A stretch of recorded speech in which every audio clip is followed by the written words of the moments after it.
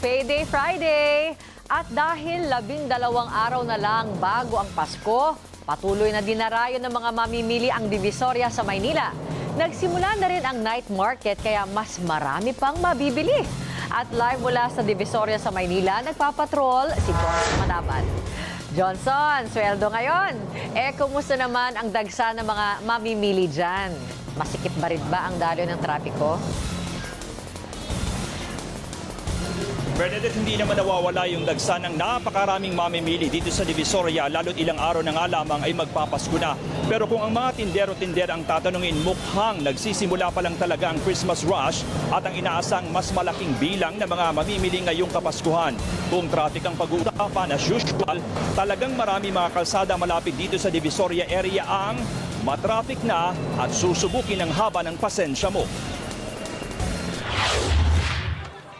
Higit 4 na dekada nang binabalik-balikan ng 79 anyos na si Violeta ang Divisoria dito sa Maynila para mamili ng mga murang produkto na maaari niyang ibenta. Galing pa siyang Cavite, dala ang 10,000 pisong puhunan.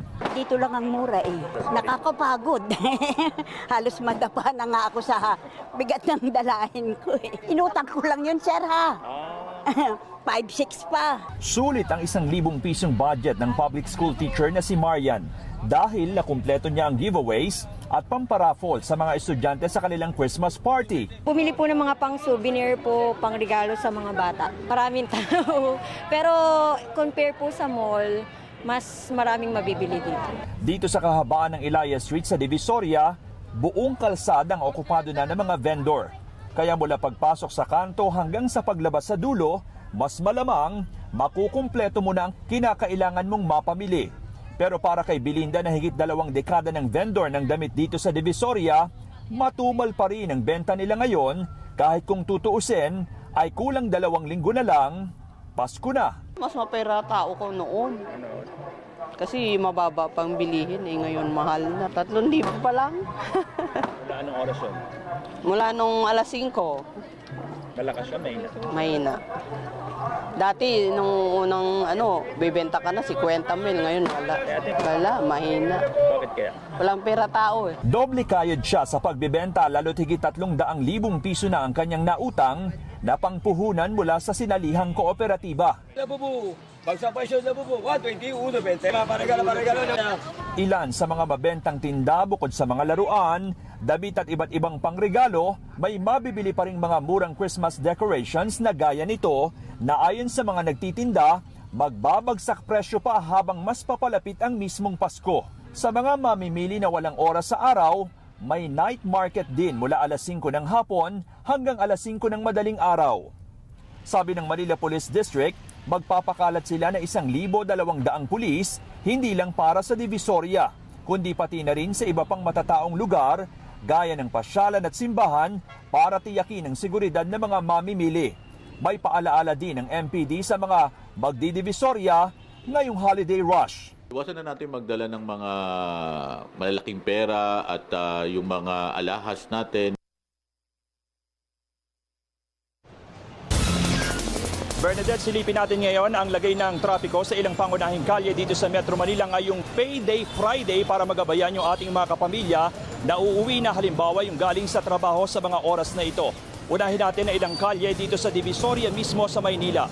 Narito po ang latest traffic situation sa kahabaan ng Reyna Regente. May mahabang pila na rin ng mga sasakyan sa oras na ito na galing po yan ng Jose Abad Santos patungo na ng Binondo area.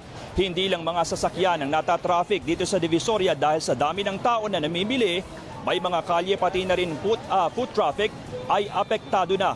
Dagdag mo pa dyan ang sabay-sabay na biyahe ng mga e-trike, pampasaherong jeepney at pribadong sasakyan na galing sa looban ng Divisoria. At syempre, hindi mawawala ang sitwasyon ng trapiko sa EDSA. Kaya narito ang dapat niyong paghandaan kung patungo po kayo ng Cubao hanggang sa mga oras na ito.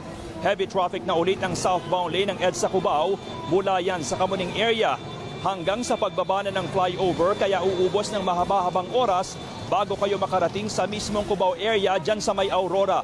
Halos ganito rin ang sitwasyon sa EDSA northbound lane sa may area ng Mega Q-Mart. Kaya kung may dadaluhan kayong Christmas party, nako, good luck mga kapamilya at sana'y umabot pa ho kayo sa raffle. Samantala, Mukhang marami rin ang mga patungo ng norte sa mga oras na ito. Silipin po natin ang mga sasakyan dyan sa North Luzon Expressway o ang tinatawag na NLEX. Mistulang may Exodus dun o Exodus din na ating mga kapamilya na galing ng A. Bonifacio at ng Quezon City na papasok ng North Luzon Expressway. Mahaba na po ang pila sa Balintawak Toll Plaza lalo na sa cash lanes. Mas kakaunti naman ang volume ng mga sasakyan sa Mindanao Toll Plaza at sa iba pang parte ng North Luzon Expressway. Bernadette. Maraming salamat, Johnson Manabat. Happy shopping at good luck ha sa biyahe pa uwi. Tuloy-tuloy po ang ating pagpapatrol sa bayan mula Lunes hanggang Biyernes sa TV Patrol. Alas 6:30 ng gabi hanggang Sabado at Linggo sa TV Patrol Weekend. Sa bago nitong oras, alas 5:30 ng hapon.